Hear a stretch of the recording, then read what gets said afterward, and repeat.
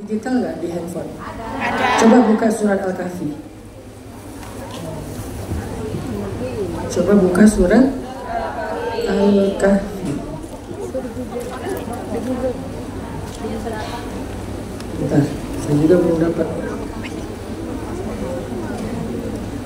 Surat Al-Kahfi ayat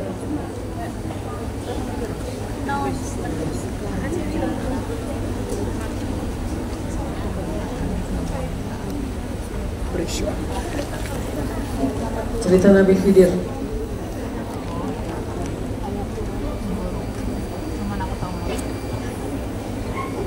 Ayat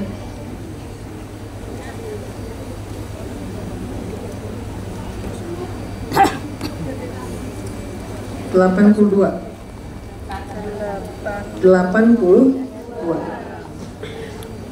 Surat Al-Kahfi ayat 82. Wa ammal jidaru fakana li ghulamayn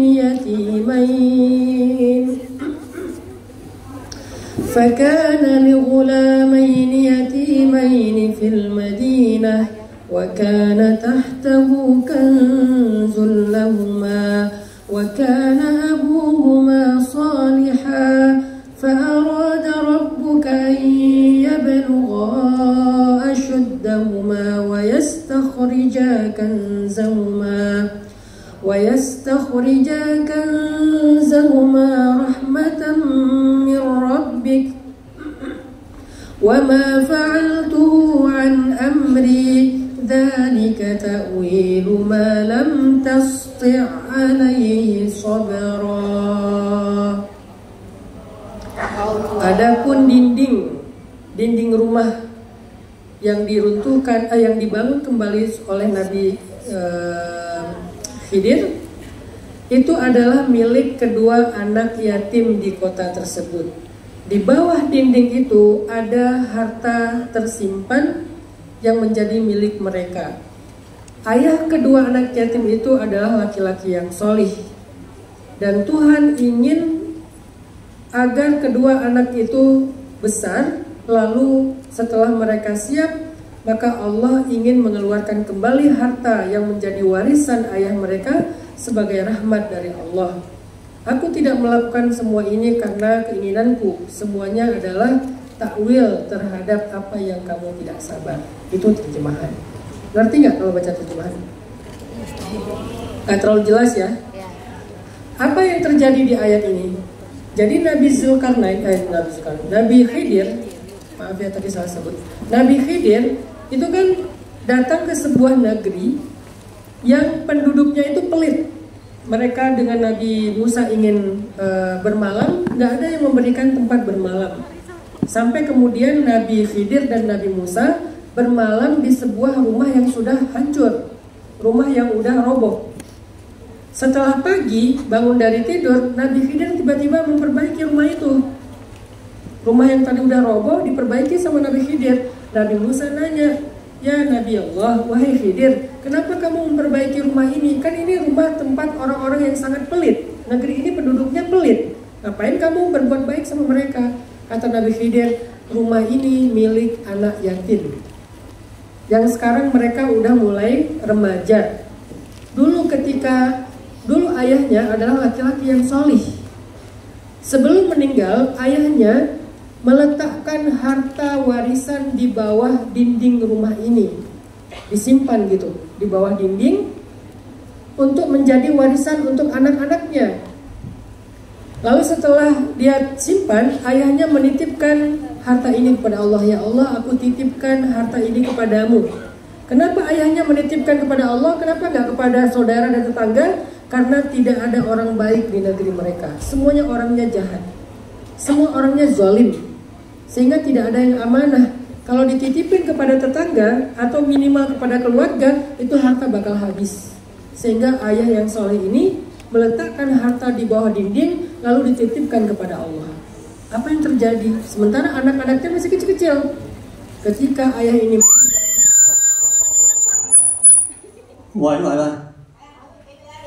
喂，師傅啊，你哋嗰咪唔夠大聲啊，佢想同我哋攞咪啊。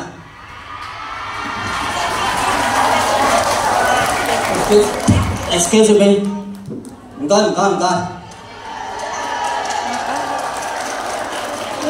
Kurang banter rasanya. Okay. Coming.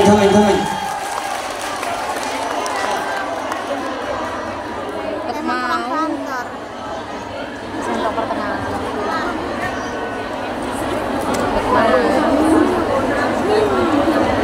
Sing sitok biasanya orang ngono ya. Apa ngene enggak ngene. Enggak ngono ada tapi enggak ngono biasanya temen coba.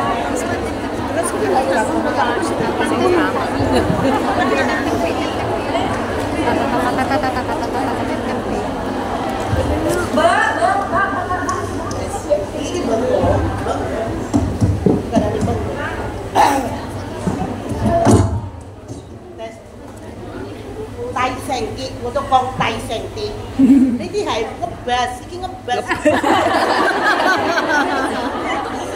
Tes. Ketika ayahnya meninggal dunia, anak ini kan masih kecil-kecil nih. Udah Bu. Ya udah istirahat dulu. Ini air putih. Ketika ayahnya meninggal dunia, anak ini kan anak yatim masih kecil-kecil. Akhirnya mereka pun tinggal kayak kalau di kita itu kayak di pondok pesantren lah. Tinggal di madrasah. Lalu harta yang disimpan di bawah dinding itu udah dititipkan kepada Allah sehingga Allah yang menjaga harta tersebut. Gimana cara Allah menjaga harta titipan laki-laki tadi? Dengan cara menjadikan rumah itu roboh. Jadi Allah merobohkan kembali rumah itu sehingga karena rumahnya sudah roboh, nggak ada orang yang curiga kalau di rumah itu ada harta yang sangat banyak. Nggak ada tetangga yang mau datang ke rumah yang sudah hancur. Dianggap rumah yang tidak lagi berpenghuni, rumah yang tidak berharga, rumah yang berhantu. Sehingga rumah itu dalam keadaan terbengkalai bertahun-tahun. Itu cara Allah menjaga harta titipan laki-laki soleh tadi. Setelah anak ini yang di pondok pesantren remaja, artinya mereka udah bisa mengelola harta warisan dengan baik. Akhirnya Allah mengutus 2 nabi dari jauh. Coba bayangin. Kalian kalau cuma baca terjemahan gak akan ngerti. Makanya butuh tafsir. Allah mengutus nabi dari jauh, 2 nabi.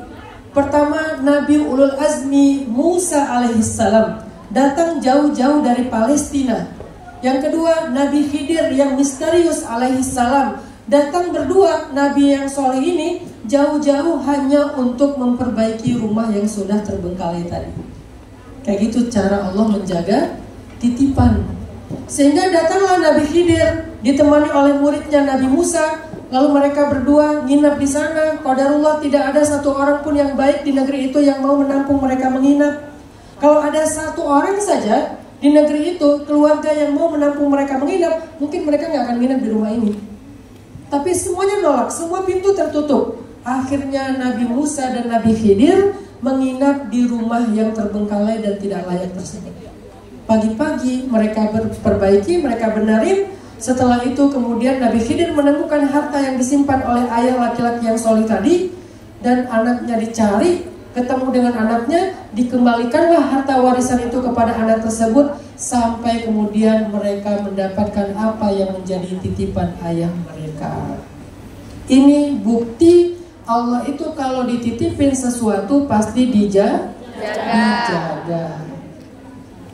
Makanya kalau kita ngerasa cemas terhadap harta kita, cemas terhadap keluarga kita, cemas terhadap pasangan kita, cemas terhadap pekerjaan kita, cemas terhadap masa depan kita, cara untuk mengurangi kecemasan yang berlebihan itu adalah belajar untuk menitipkan urusan kita kepada Allah dengan husnuzon, dengan berprasangka baik kepada Allah, prasangka sesempurna mungkin kepada Allah karena Allah Maha Sempurna.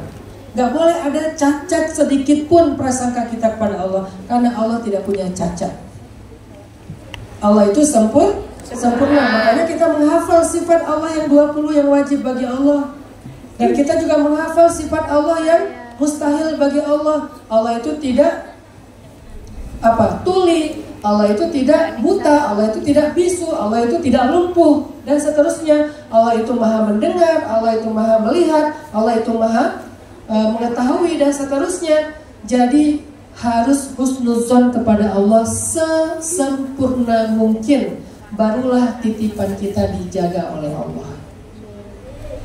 Ini bukan retorika teman-teman, ini pengalaman pribadi saya. Sampai hari ini, namanya hidup kan gak akan pernah berhenti dari masalah kan. Cuman kadang-kadang ada yang masalahnya berat banget, ada yang kadang-kadang masalahnya masih agak-agak ketahan lah sama kita. Ada yang kadang-kadang masalah bagi orang lain, masalah bagi kita udah bukan masalah. Tapi bahwa setiap hari kita punya masalah, ada aja. Gimana cara Ustadz mengelola anxiety, rasa cemas yang berlebihan? Saya nggak akan bisa mengelola anxiety itu kecuali dengan ya udahlah, titipin aja kepada Allah. Ya Allah, aku titipin masalah ini kepadamu. Nggak tahu di mana endingnya. Aku jalanin aja deh semaksimal yang aku bisa. Ya Allah, aku titipin keluarga aku kepadamu. Ya Allah, aku titipin. Saya sekarang punya banyak amanah. Selain keluarga, ada sekolah yang saya bangun, ada pesantren, ada dakwah, ada anak-anak yatim yang saya juga santuni. Jadi saya nggak tahu apakah saya akan setiap bulan mampu untuk menafkahi mereka, nggak pernah tahu karena kita fakir, Allah yang kaya. Ya Allah, aku titipin gimana nanti akhir bulan. Ini sekarang tanggal 1 nih, udah mulai masuk nih. Ustadz ini laporan tadi pagi saya di jalan bareng Bunda Doris di mobil udah transfer beberapa. Karena itu bagian dari tanggungan saya, amanah saya yang harus saya nafkahin. Jadi setiap tanggal 1 mulai masuk, Ustadz yang ini, oke, satu-satu ini belum semuanya saya transfer. Kenapa? Karena itu adalah amanah. Walaupun saya ngerasa nggak selalu mampu mengambil amanah itu, tapi Allah Maha Kaya. Jadi titipin aja ke Allah. Kalau saya pikirin tiap awal bulan, mungkin saya akan selalu anxiety, cemas. Dimana bentar lagi tanggal 1, setiap tanggal 20 udah mulai cemas. Tanggal 25 mulai stres. Tanggal 30 depresi ya. Kan kita gitu terus. Bentar lagi anak-anak lulus, bentar lagi anak-anak masuk sekolah, bentar lagi ini, bentar lagi itu. Kan ini bikin kita anxiety, cemas. Gimana cara menghadapi semua itu? Ya udahlah, titipin aja ke Allah. Cemas tentang jodoh, ya Allah, umur saya udah 25 tahun. Tapi belum ketemu imam. Ya udahlah, titipin aja ke Allah. Siapa tahu imam kalian bedanya kayak Khadijah sama Nabi, 15 tahun bedanya. Berarti imam kalian sekarang masih kelas 4 SD. Ya udah, biarin aja dulu dia sekolah, lagi ngerjain tugas, lagi ulangan. Bisa jadi imam kalian itu sekarang lagi ngapain gitu kan ya. Makanya di TikTok itu ada satu kata-kata, tapi ini kata-kata agak sedikit vulgar ya. Cuman ini namanya juga TikTok, bukan saya. Di TikTok tuh ada kata-kata gini, sabar. Kalau kalian belum menemukan jodoh, siapa tahu jodoh kalian lagi ngurus surat cerai.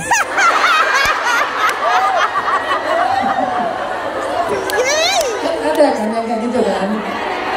Suaminya ternyata seorang duda. Atau sebaliknya, kan gitu kan. Jadi kalau sekarang kalian masih sendiri, ya sabar, siapa tahu dia lagi sidang. Oh tidak.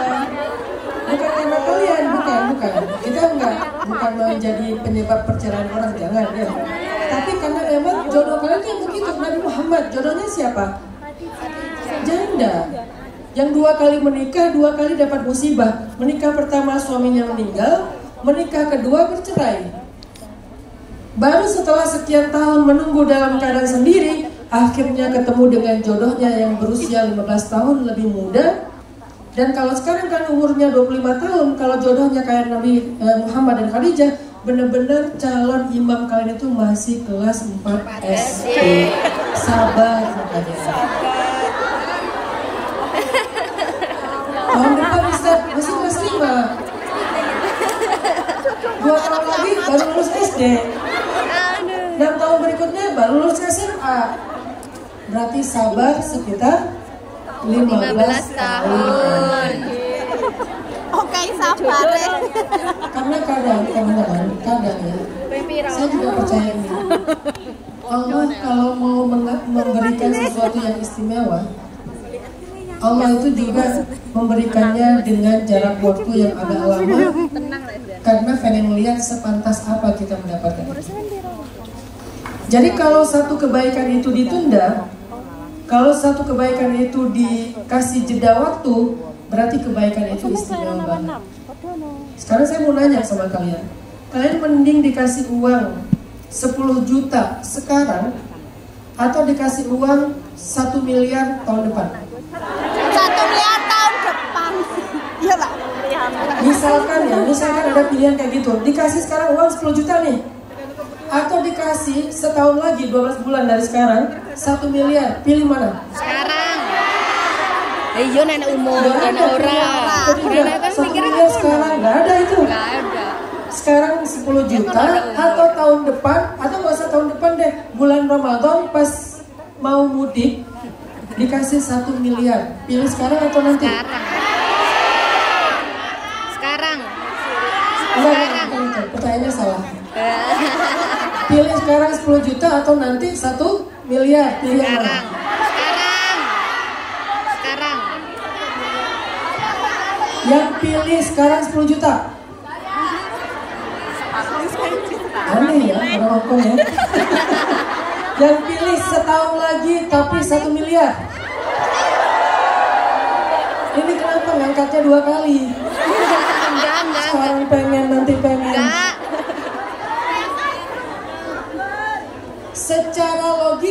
Secara logika ya, semua orang bertahan kalau dia tahu ada yang lebih besar nantinya. Iya. Berarti kan challenge-nya bukan ada atau enggak, percaya apa enggak kan itu? Bahwa seseorang yang istimewa itu ada sebagai jodoh kita. Saking istimewanya nggak dikasih sekarang. Kenapa nggak dikasih sekarang Ustaz? Kita belum siap. Betul. Ada suami soleh banget, dia orangnya menjaga syariat banget. Nikah dengan dia sekarang, kita stres. Satu helai rambut aja dikomentarin, baju kita nerawang dikit dirapihin. Terus kita misalnya nggak sholat disuruh sholat, kita nggak ngaji disuruh belajar ngaji dulu, segala macam. Kita belum siap ketemu dia. Saking istimewanya dia, sehingga Allah delay, tunggu sampai kita siap. Nanti ketika kita ketemu sama dia, kita akan ngerasa bahwa dia adalah suami terbaik. Kalau kita ketemu dia sekarang, kita justru akan menyia-nyiakan kebaikannya. Sama kayak orang yang belum siap dikasih uang banyak, mending disuruh tunggu sampai dia siap. Jadi teman-teman, ini logika sederhana. Makanya saya percaya untuk menitipkan hidup saya, masalah saya, kesedihan saya, ujian saya, apalagi masalah-masalah hidup saya itu kepada Allah, saya titipin aja. Lalu berkuranglah rasa anxiety, kecemasan di dalam hati saya. Itu namanya menitipkan sesuatu kepada Allah. Ustadz, cara ngomongnya gimana kalau kita mau nitipin sesuatu pada Allah? Nah, ini rekam nih. Doa menitipkan